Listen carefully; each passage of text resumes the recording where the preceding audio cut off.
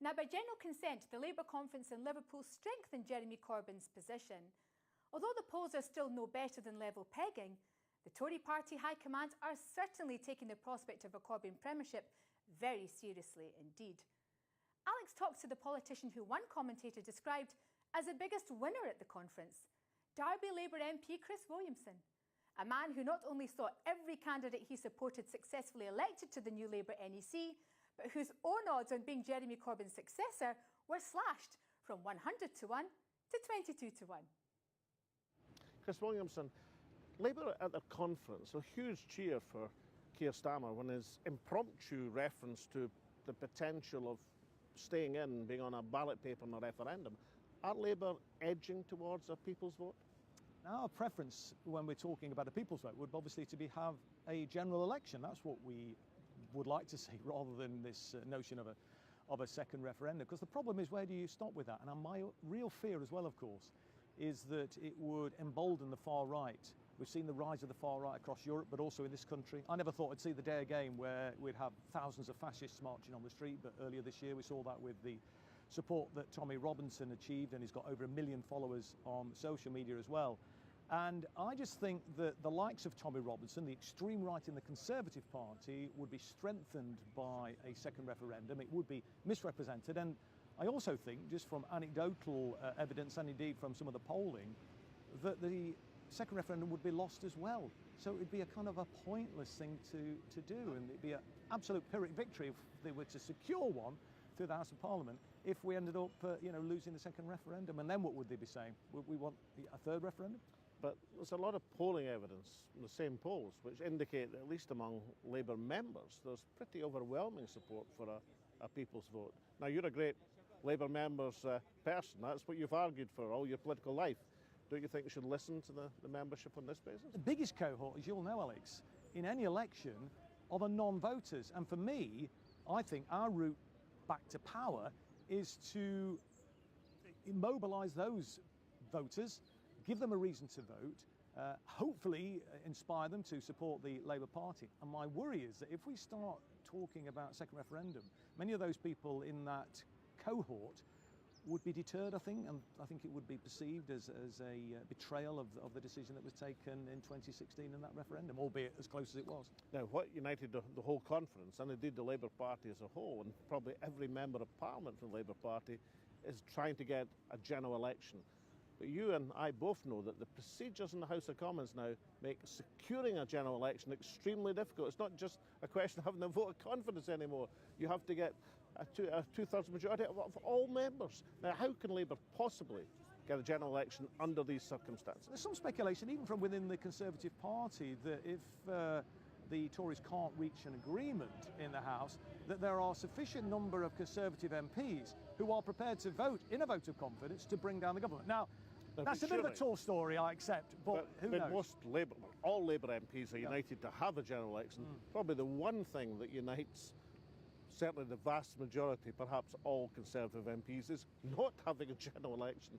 So even if Theresa May was to go as Prime Minister, it doesn't automatically mean a general election. No, it doesn't automatically mean that. That's absolutely right. But I think it would be a bit of an untenable scenario for a new incumbent to pick up the cudgels, as it were, given that they've got no democratic mandate. I think Labour going into an election slightly ahead or slightly behind would be in a very, very strong position, bearing in mind the strength of our movement now and the ability we have to use social media to campaign in the way in which we did in a very innovative fashion in the last election, and we put on the biggest increase in vote share since 1945. So that would be another reason why I think the Tories would be fighting shy of it. But as I say, who knows? I mean, there are Tories who are saying they are prepared to bring down this government.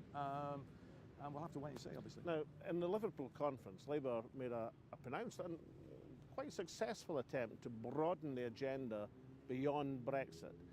But how is that going to be possible when you're coming into a House of Commons this autumn, which is going to be knife-edge votes on Brexit day and daily, or at least anticipated? How can Labour get across that broader agenda when the political dialogue is still dominated by Europe? Yes, of course, people do have an interest in Europe, but people are more concerned about the state of the National Health Service and our public services in general. Are their kids going to be able to get a decent career? Tuition fees, keeping a roof over their head, you know, spiralling house prices, and even getting a house in the first place. I mean, the average age now for the first-time buyer is around 37 or 38.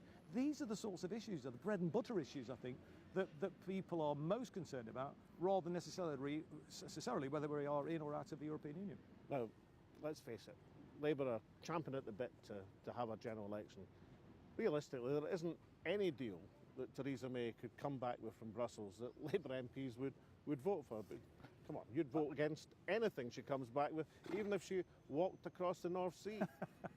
Well, I think it's pretty unlikely, to be fair. I mean, that's probably a fair comment, Alex. You know, my worry, though, is that there's a lot of Tories, inside and indeed outside Parliament, who would be quite happy for there to be no deal, because their intention, in my opinion, is to turn Britain into a deregulated tax haven. That would be, you know, nirvana from their perspective, because in reality, I think their main priority is representing, you know, the elites in society. And, you know, we've already in this country, even inside the European Union, workers in this country work more hours every single week. They work more weeks in every single year. They work more years in their life before they get a pension, and compared to the rest of Europe. And then they get one of the lowest pensions in Europe. So it hasn't exactly worked that brilliantly well for ordinary working people in this country over the last 40 years. And I think that's one of the main reasons why, you know, the vote went the way that it did. And to be honest with you, I know some people criticise Jeremy Corbyn, but around 65% of Labour voters supported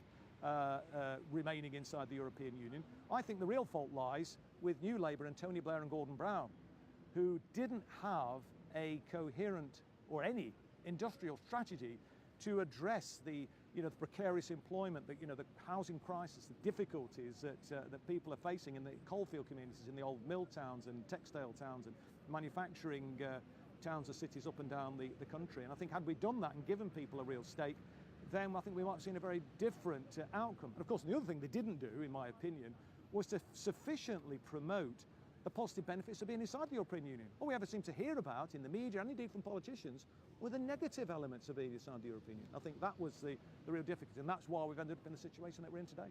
And finally, Chris Williamson, for odds checkers like myself who keep a close eye on political betting, another phenomenon of the Liverpool conference, your odds on being the next Labour leader went from 100 to 1 to 22 to 1.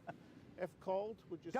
Don't bet. I wish, though, I've been talking about betting, I'd put a few bob on Jeremy Corbyn when he was 200 to 1 for the becoming the next leader of the Labour Party. Look, Jeremy's going to go on for a very, very long time. He's a vegetarian bordering on a vegan. I've been a vegan for 42 years.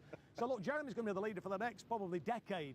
So that might be the time to start talking about who's going to be the next leader. And by that time, I'll be 72, for goodness sake. So there we are. Chris Williamson, thank you very much. Thanks a lot.